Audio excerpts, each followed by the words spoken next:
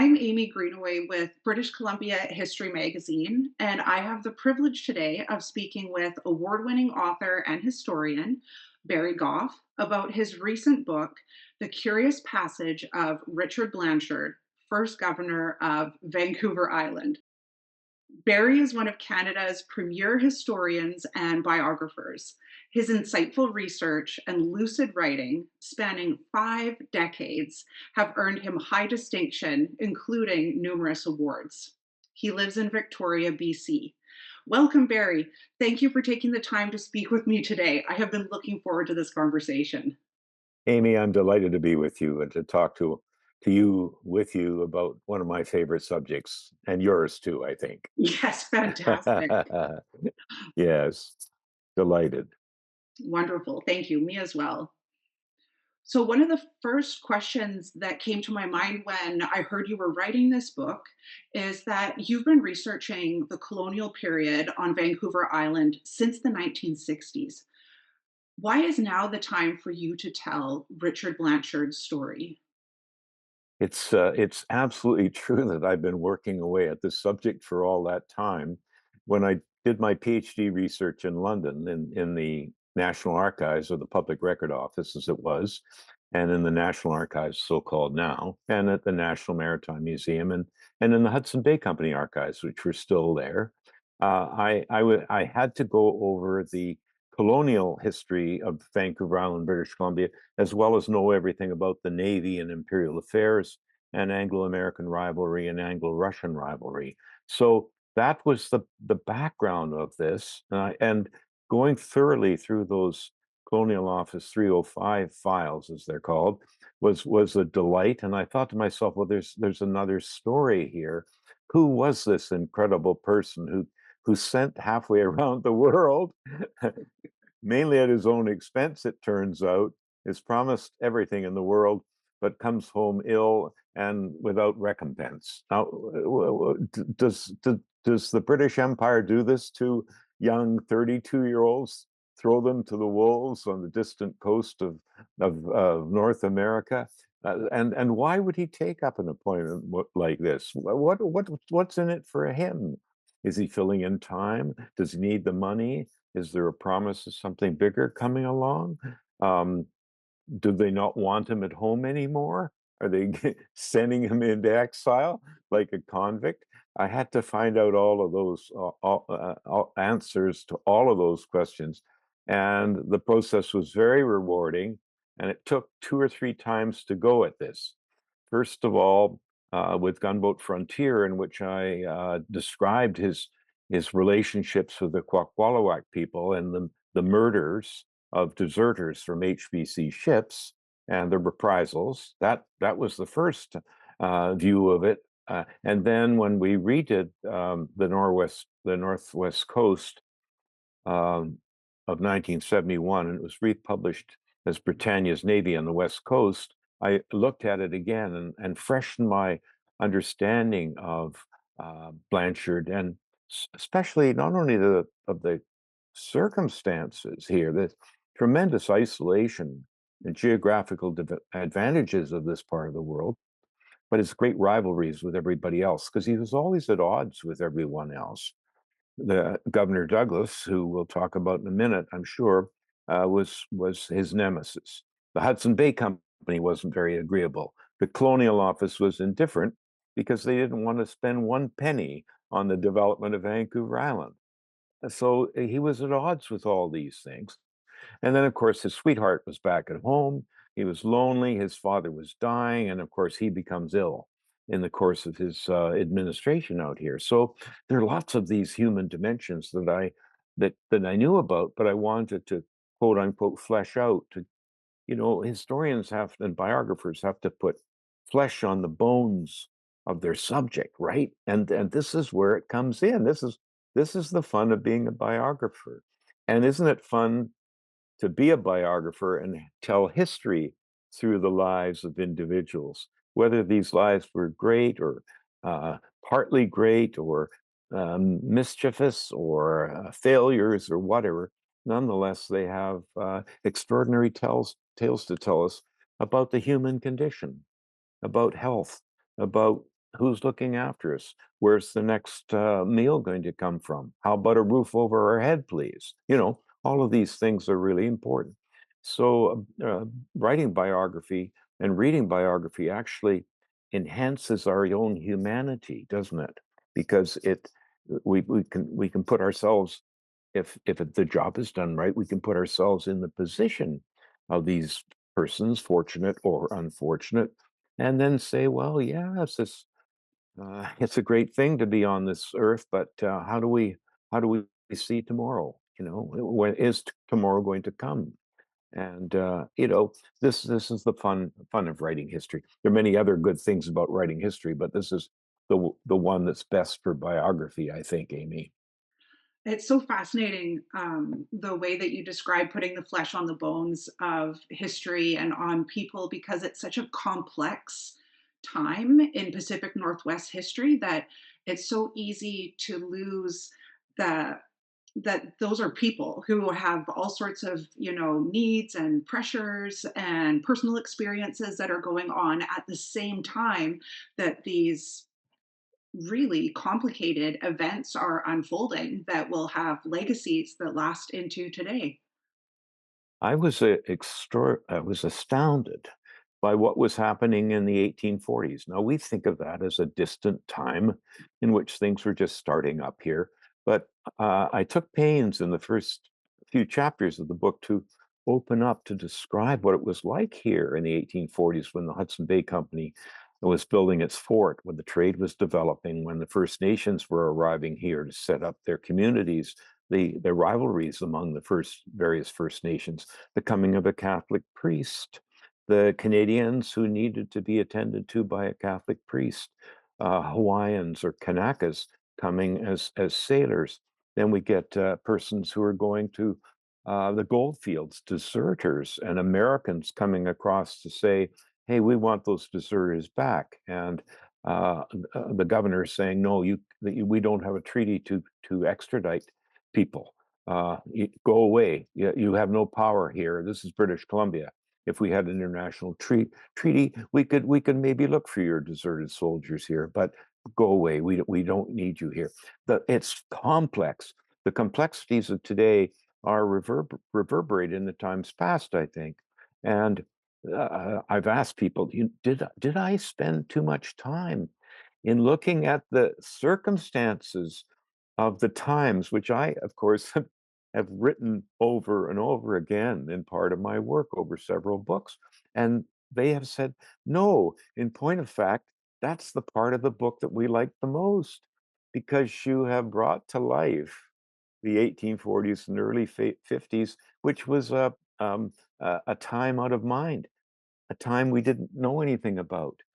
And besides which, Barry, you've told us what it was like before the Fraser River Gold Rush. Thank you very much. Yeah, and I said, well, yes. And the River Gold Rush was traumatic and hugely important for all of us, and particularly continental British Columbia. But there was this whole 10 or 15-year period before when they were trying to set in place some constituted colonial government which would keep the Americans out and the Russians too, but particularly the Americans. So, yes, this background that I put in there is, I think it's the first time in a very long period of time, maybe going back to Margaret Ormsby's History of British Columbia, where a historian has bothered to fill in the background. I worried about it because I thought taking up too much space, but no, what's happening, I've discovered what happened here, Amy, was that I was recovering. I was recovering a lost period of time that people didn't know anything about, but were really glad to know about it because I guess they'd wondered, what had happened in those distant days. Yes. I'm excuse me, I'm definitely among those people that am happy that you spent all of that time piecing together what that time period looked like. And I found this in your other books as well, but really in this one, that you're a historian, but your writing paints a really vivid picture of the time period that you're working in. And I think that this goes back to what you were saying earlier about your work as a biographer and how important it is to bring forward the stories of people. But one of the aspects that I found the most fascinating is that you seamlessly share the past, present, and future of the important historical figures like Blanshard and Douglas. So they're not frozen in time. You're still doing a level of reflection. Um, but while all of that is happening, you're staying true to history. And a section that really illustrates that, I think, is on page 48, if you wouldn't mind reading. Be happy to look at this for you and read this section for you. You're right. As a historian, um, as an interlocutor, that is to say, going between audience and the past in this case, and being able to recreate the past in the present and make it relevant to readership today. That's the trick. If you can't do that, your history is going to be confined to the corners of the dustbin, and you're not going to find a publisher that's going to really like it either. You might have to do some self-publishing, but that's another story. So you've asked me to read a couple of paragraphs here from page 48, isn't it, Aimee? Yes, please. As of 1850, when Blanshard met him, greatness of an uncommon kind and the knighthood, Knight Commander of the Order of the Bath, lay ahead for James Douglas. He was astute and artful, one might say careful and politic, in all dealings with the recently arrived governor. He was on guard against the new arrival. Douglas disliked intruders. He had no intention of overplaying his position. He knew how the Hudson Bay Company was distrusted in certain circles in London. This was especially so in those expansive free trade spheres. There they hated privilege, distrusted the old order. For his part, he would, indeed must, play by the rules, but the rules were weighted in his favor. The company did business according to its own methods. It guarded its files and ledgers with utmost secrecy. To gain intelligence of the company's proceedings and expectations, Governor Blanshard would have to gather his own data and form his own conclusions. In short, an administrative wall stood between him and Douglas and all the others of the company. This was the first reality. The company was lord and master throughout its vast realms. Now there was an intruder. The company management was unaccustomed to having a governor bearing the Queen's commission anywhere in its territories. Unsurprisingly, 5 months after Blanchard's arrival, Douglas referred to the governor disparagingly, but privately, as a very liberal man. And by that he meant a radical. Whatever disappointment Douglas may have felt about not being confirmed as governor, for he had been designated governor pro tempore when that was in the offing, he did not show it. Nor was he jealous of Blanshard. There was no reason to be, and time was on his side. In the circumstances, Blanshard asked Commander Johnson, who's the commanding officer of HMS Driver, if he could remain aboard ship while the viceregal residence was being prepared. This was completely in order and arranged pursuant to Admiralty instructions, which Johnson produced for the governor's scrutiny. For the next several weeks, Government House was to float in the waters where the driver ventured by sail or steam. One might call this quarter-deck administration. One might call this quarter-deck administration. In due course, the driver shifted to Esquimalt, the commodious harbor to the west of Camosun Waterway. Esquimalt, or Ishwamalt, means a place gradually shoaling, a reference to the shallows at the mouth of Sawmill Creek. Here was a harbor of magnificent proportions, its shores heavily treed with tall timber, a place safe from all winds. Streams provided fresh water, and spars for the squadron could be readily felled, cut, trimmed, and stowed aboard ship. Since 1846, and especially after the Navy surveyed in 1847, Esquimalt had become the customary anchorage for British warships on the northwest coast. At the time of Blanshard's arrival, the smart new frigate Inconstant rode at anchor there, and in 1862 would become headquarters of British warships on Pacific Station. Blanshard familiarized himself with the local geography, doing so mainly on horseback. Only a rough trail linked to Esquimalt Harbor with Camosun Waterway until 1853, when sailors from HMS Thetis built a linking road. The road from Esquimalt to the town of Victoria is pretty enough, said Captain Kennedy of HMS Reindeer, but is sadly disfigured by the numerous pot shops which line each side of it, offering irresistible temptations to poor Jack when he goes ashore. The Crimean War against the Russians lay a few years in the future, and Blanshard could have no concept of how it would transform the affairs of Vancouver Island.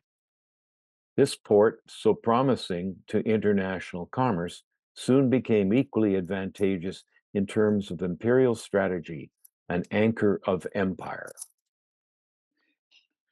What a treat to hear your writing and your own in your voice, Barry. Thank you so much for that. Thank you. After that vivid reading, do you have any tips for authors and public historians on how to recreate vibrant historical settings that engage readers, like your books do, at the same time staying true to history? Yes, I think one needs to fill in the background. For instance, when I describe Blanchard's arrival in Vancouver Island, I know that there was snow on the ground. The wind was in a northerly direction. I also know that it had been a heavy winter. I know that at one time ice had been on the water in Fort Victoria Harbor. And how had I learned that? Well, I'd gone over the Fort Victoria journals and I looked at the details because there you'll find the meteorological report. You'll find the state of repairs going on, the constructions, and so forth. And for instance, when I describe what happened at the fort the day of his inauguration, Finlayson, who's a dry old sprat, is compiling the fort record, writes, Governor Blanchard sworn in at 10 o'clock. Work proceeds as normal. You know, right? And this is there's no. So I read between the lines. There's no party. There's no festivities. The bigwigs probably went and had some sherry or a tot of rum together because the HBC was always very agreeable to visitors from far away, and they intended to keep it that way. But it was always business as usual. And from another report, and one just dies to get more and more of this sort of thing. Father Lemfrit was there at that point in time, and he was baptizing the First Nations children, the Songhees, by the hundreds. A shed has been put up on the shore near Fort Victoria. This is where it was done. The Canadians were really happy to have a Catholic priest there as before. And so I get from him details about the fact that there's a bell there, and the bell in the fort is rung for various reasons: food time, uh, fire alarms, special occasions, curfews, and so forth. And he says, well, every time the bell rang, the dogs over on the Indian Reserve set up a howl. Now, I actually wrote that I actually wrote that into the book, and friends have called me on that. They chuckled about that. How did you know? How did you know that the dogs would bark every time the Hudson Bay Company bell would ring? I said, well, I found that in Father Lempert's narrative, which has only recently come to light. So the historian or the student of history, the intending historian, even the most practiced one, needs to be alive to certain details that will bring vitality to the narrative, the everyday details of life. Um, was it hugely hot that day? What were the consequences of that? Did the cows break through the gate? Was there a cougar in the trees that had to be shot? You know, today we're worried about cougars in North Saanich. Well, there was a cougar near Fort Victoria, and it happened to be that there's some Yankees in town, and they were sharpshooters, and they took care of the problem. And the Hudson Bay Company was very grateful for that. So these are, Aimee, these are the little details. I know this sounds very ordinary. Prosaic is the is the term that that writers like to describe others' work as prosaic, you know?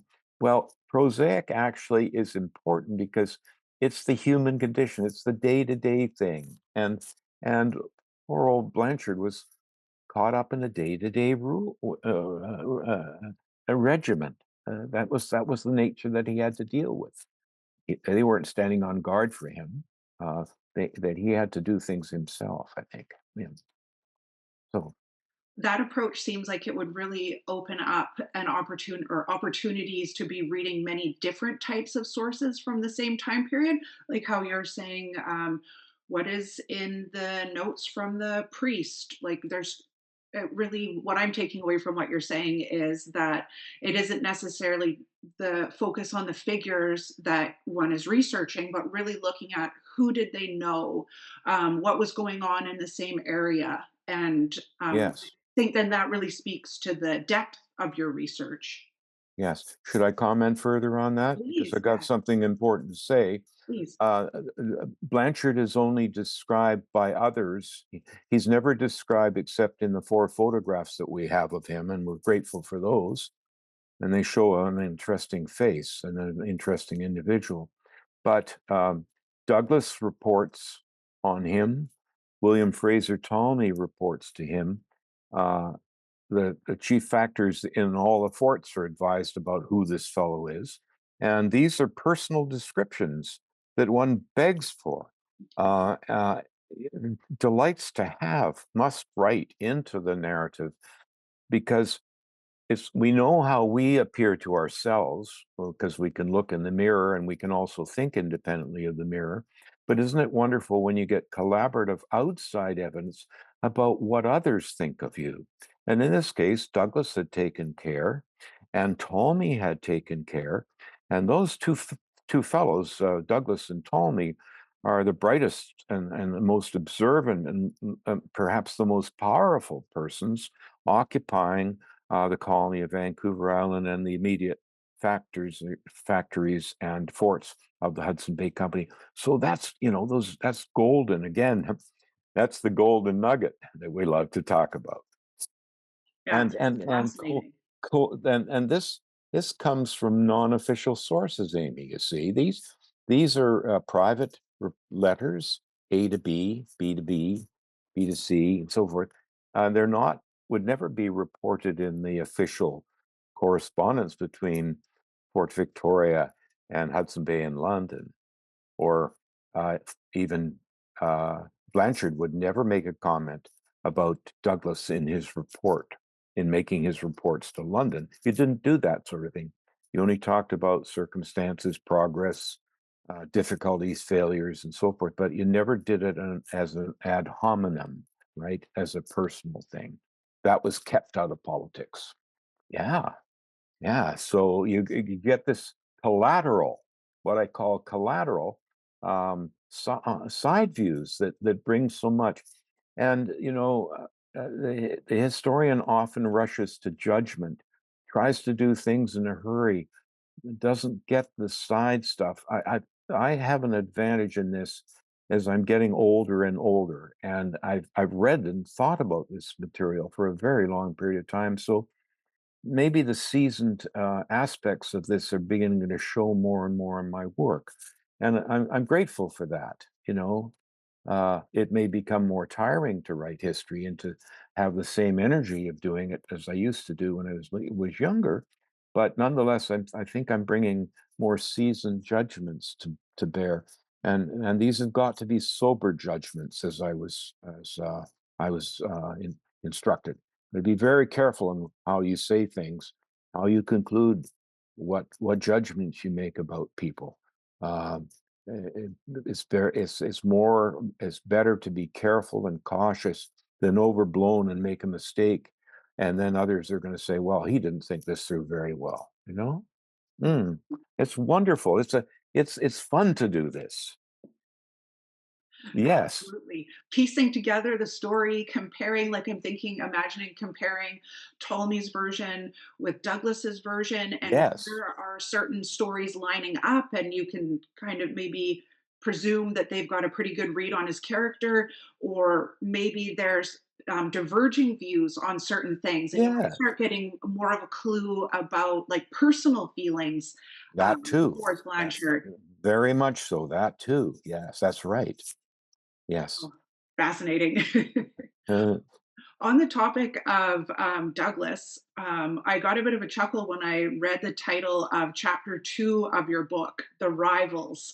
And I was wondering if you could speak to the relationship or your analysis of the relationship between Richard Blanchard and James Douglas. they both were answerable to great powers. Blanchard came out here representing the Queen. He was responsible to the Secretary of State for the Colonies, the third Earl Grey. So duty with him is something that is unquestioned. But equally so was uh, James Douglas, later Sir James Douglas. He had had a long past in the fur trade. He was married in the custom of the country.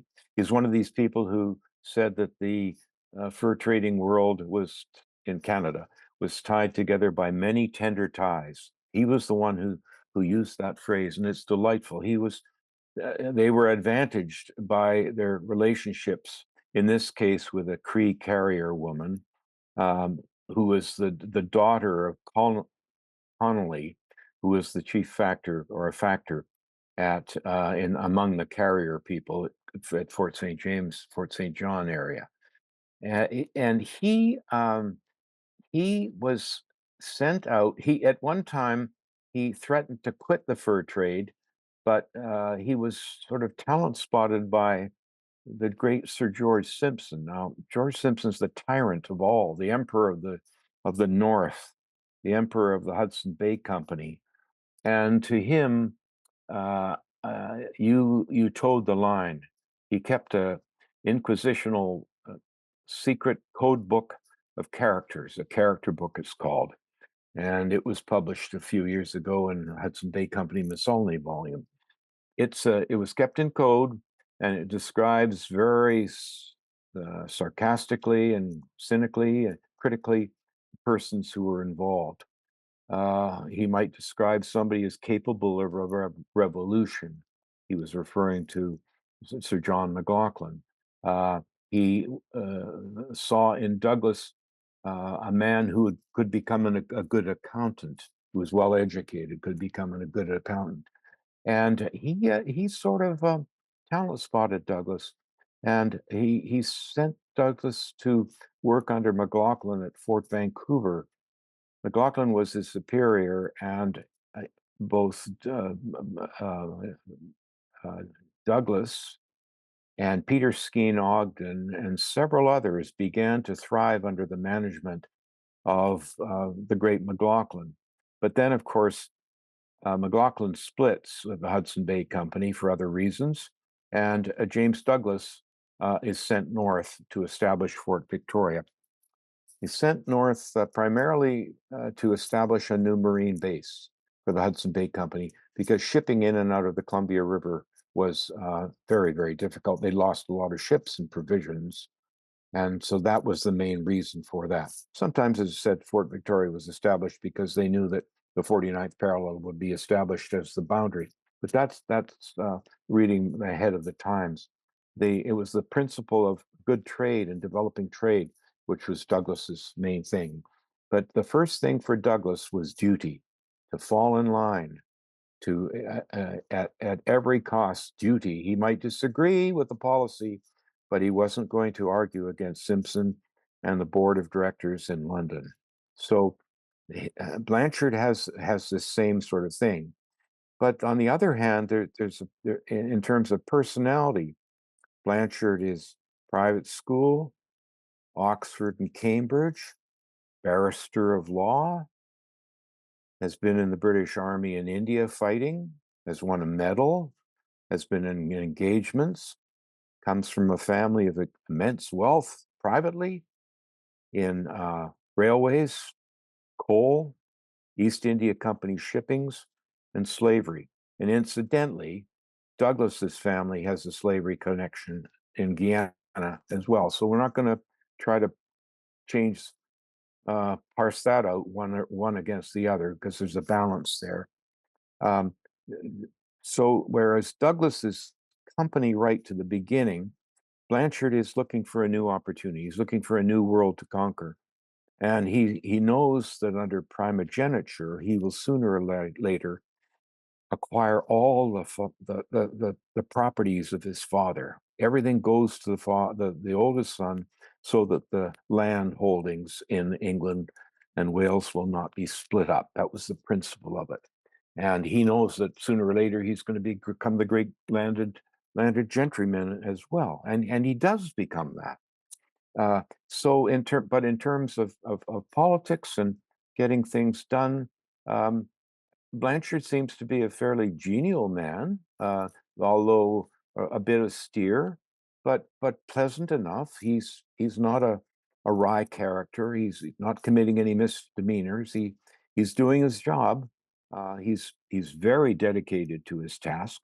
But the two of them are representing the two powers out here to bring this to a conclusion.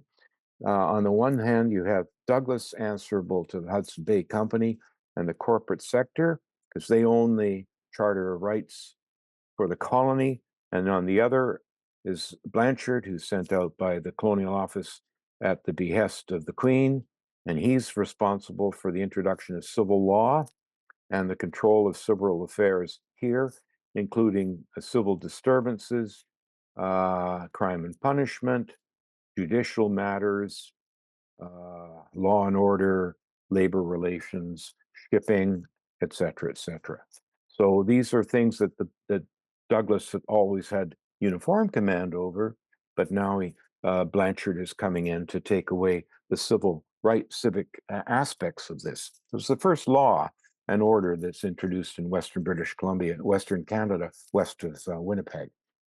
So that's it in a nutshell. They are rivals. And James Douglas is his nemesis. Yeah. Mhm. Many layers of rivalry happening there, rivalries between like personalities, between individuals, between Mm, roles, um, mm. political rivalries as far as like various governments involved, the English. Yes, Yeah, it's fascinating. yes. And Douglas had a large support cast to help him, right? Blanchard not so. He had a paid servant, and he eventually acquired a horse. But by and large, he was on his own. Yeah. When thinking about the Pacific Northwest in that time, what does your research and writing tell us about comparative Indigenous policies of Washington, Oregon, etc., versus Vancouver Island and BC in the 1840s and 1850s, and why were they so different? Okay, let's start with the British Canadian aspect of it first. In 1821, when the Hudson Bay Company and the Northwest Company were amalgamated under pressure from the British government, and an act of parliament was passed to bring this all about. It was understood that the protection of the Indigenous peoples would be part and parcel of the arrangement whereby the Hudson Bay Company, the new Hudson Bay Company, would get the Imperium west of Rupert's Land, which they already owned. So the uh, um, the interests of the British people were now moving towards the protection of Aboriginal rights. In 1837, to be more specific, a parliamentary inquiry was put up for what was called the Aborigines Protection Society considerations. The Aborigines Protection Society, which is a watchdog committee, began its work from Parliament and from the Colonial Office to make sure that Indigenous rights were adhered to and protected wherever possible. On the other side, from after the War of 1812, the United States expanded its territories dramatically west. Indian tribes were removed, collected together, in some case wasted. Then there were the Indian Wars, the famous wars of the American West and the Plains, when Steve's Stevens, the governor of Washington Territory, comes to our part of the world in 1850. He's very close to Blanshard's time in arrival here, as a matter of fact. His responsibility is to get rid of the Indian peoples and put them on reserves, a reservation, I should say, and then to run the railway through. The Mullen Road is a track road that's coming across the northern United States through Montana, Idaho, and Washington to come through to near Seattle. That's the surveyor's road that's first of all going to help settlers come through, and it's secondly going to allow the railroads to be built, because the Americans already have their ideas on a railway coming to a terminus. Tacoma was the one that they finally hit on, and they get there by the early 1890s, and if not earlier. Portland comes in earlier than that, San Francisco before that. When the governor, Stevens, comes, he's also the superintendent of Indian Affairs. Not only the governor for Washington Territory, but the superintendent of Indian Affairs. He has the full rights of arranging all these treaties, and it's done under forceful arrangements. He brings a number of the tribes, the Seattle tribes, the Squamish tribes, the Duwamish tribes, the Puyallup tribes, brings them all together in one big, large reservation at the head of Puget Sound, so that the tribes are not allowed their individual places in situ, so to speak, but they're amalgamated with the others in a larger reserve. The Makah out in Cape Flattery were too far away to be embraced in this. So the Clallam people have their own tribal council, but the others were brought together under these coercive influences. The Stevens also and others brought in the army. The army was sent in, artillery units were sent in. The settlers were armed by the federal government. Lighthouses were set up. Um, and before long, we have customs agents and immigration agents all sealing the frontier, as I say.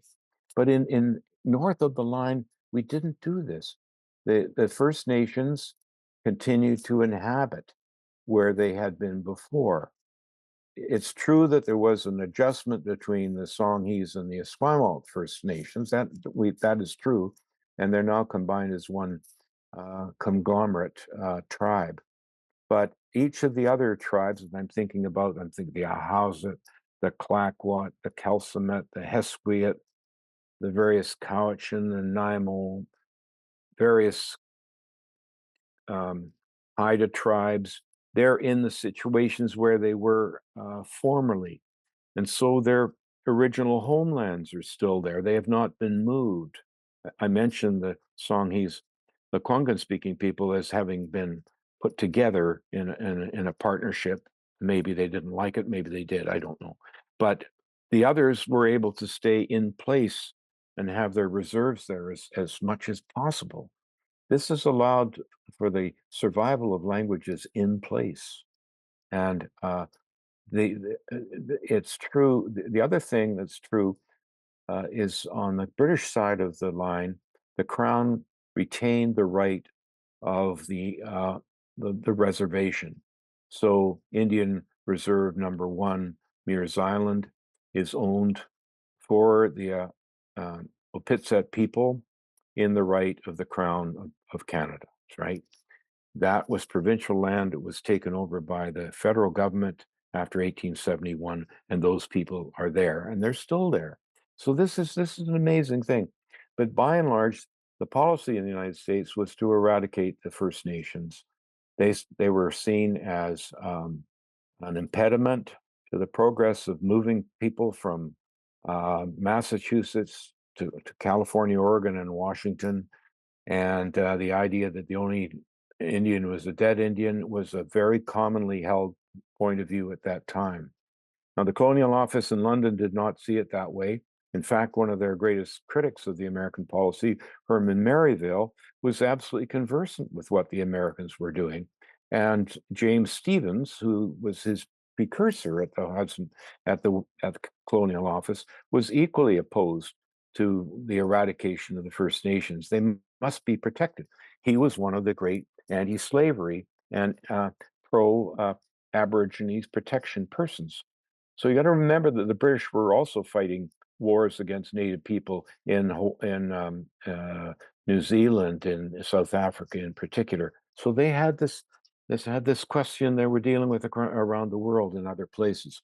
But it's true that the two policies of British Columbia and Washington State were diametrically opposed to one another. And I think we've got the good forces of history on our side when it comes to this.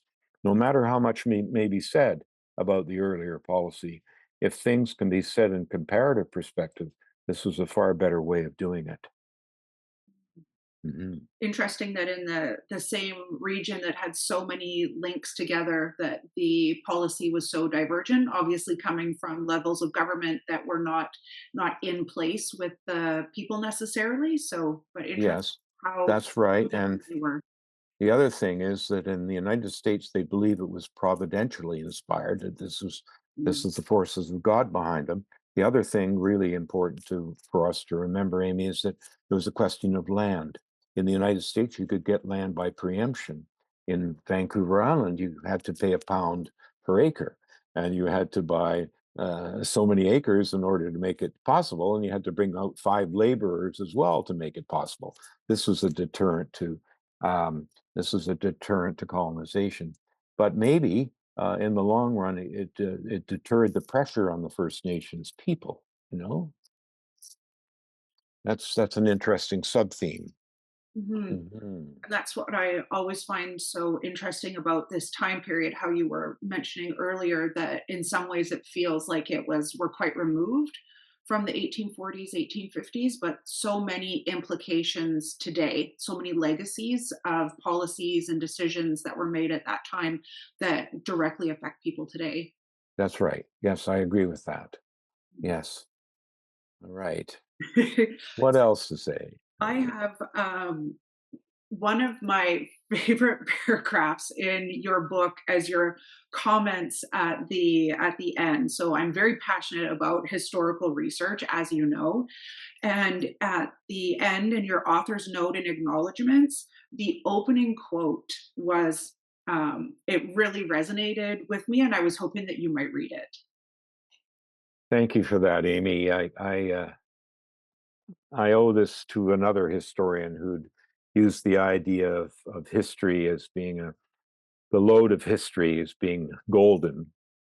And he described Ariadne's thread, which is comes from a classical reference of a thread of gold being passed through by needle, I guess, through various things that are all that tie things together. But history's gold. Yes, here we go.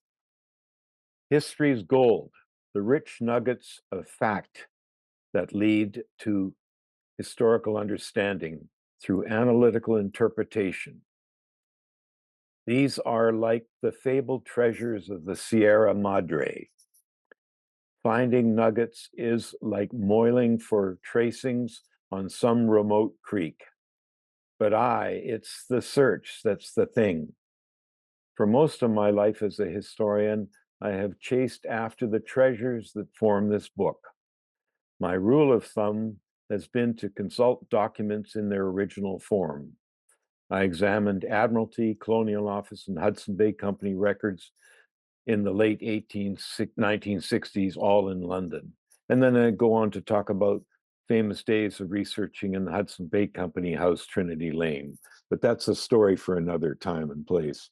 But yes, history's gold, moiling for gold, moiling It for gold, definitely feels that way sometimes. moiling for gold. That's right. Was there a historical nugget, so to speak, that you worked particularly hard to find or that took a long time to track? Well, one of the things that fell into my lap was this wonderful letter. It's in an Admiralty and correspondence of the Phipps Hornby papers at the National Maritime Museum in Greenwich. Greenwich is a great place to visit for any tourist, but it's also a famous library and archives. And I was invited to go there to have a look at the Phipps Hornby papers because I was told that Phipps Hornby was the the commander in chief on station here in the Eastern Pacific at the same time that Blanshard was here. So I went and passed through the Phipps Hornby's papers, and voila, all of a sudden I'm facing this long report by Captain Johnson of HMS Driver. And he describes for the first time, anybody'd ever known this, about how Blanchard was brought here, how he had ferried him around, how he'd taken him, he or other ships had taken him up to the north end of Vancouver Island. They'd gone down to Nisqually to bring back cattle and sheep. All of that came to mind. It was the most wonderful infilling or backfilling of all the stuff that I needed. You need a researcher will acquire all sorts of things that he or she never needs, right? But you, and you'll spend days trawling through things and there's nothing there. And it happened to me on many a winter day, researching an English record office in cold weather, and long trawls up to the archives at expense and nothing coming forward. So that was a golden moment. But yes, of course, there have been others. Meeting people who knew the Navy. Admiral Brock, who was my mentor in naval matters, was a Canadian living in London. He was the one who expedited my visits to the National Maritime Museum. I could send a letter to him asking him what's the difference between a gunboat and a gun vessel, and I'd get a letter back. Now, my professor, Gerald Graham, was a famous naval historian, but his duty was not to teach me naval history. It would be assumed, in fact, he didn't teach any naval history. That was done at Greenwich at the Naval College. You had to learn these things by yourself. So this other jewel in the crown was Brock's correspondence, which kept coming back and forth and filling in the pages, filling in the details about all these treasures. About, well, what is the difference between a cannon and a all-purpose gun? What is a Hotchkiss gun? When were um, repeating rifles introduced? When did they stop using cutlasses on board ship? When did steam supplant coal? When did coal supplant sail? Were there ships that were both sail and steam? How did they? How were the logistics done on all this? These were all incremental things, but they were fascinating in and of their own selves because sooner or later the pattern builds up. And as you may know, I taught first naval history at Wilfrid Laurier University for 20 years. And the kids were just absolutely enraptured by the details of these things because it was something that nobody else in Canada was bothering with at the civilian university, at least. They did that at RMC, of course, but studying the seas and the naval history and how things work was to me a golden opportunity to learn about another world we've lost, incidentally. But yes, I think that letter was the biggest thing, and then finding those private descriptions of what other people thought about Blanchard. Those were really important, critical things. And then to read on the backs stories and the back accounts of the colonial offices, why they're getting upset with Blanshard. Why is he sending back these nasty reports about what's happening in Vancouver Island? Doesn't he know who he is? Can't he change things out there? Those were intriguing things as well. Yes, I'll leave it there, I think. Thank you for sharing that. That's one of always love hearing how a historian's research process works and what gets them excited because like you say there are many days where the research at an archive is not that successful or nothing new comes out of it, but when you get that, like that letter or those personal recordings, nothing beats that. That is That's just right. that's the best day as a historian. Yes. That's right. That's right. Well, thank you, Barry, for taking the time to talk today and for sharing insights on a defining era in Pacific Northwest history based on decades of your own research and analysis. The Curious Passage of Richard Blanshard, first governor of Vancouver Island, is your most recent book, and it's available at Harbor Publishing. Thank you very much, Amy.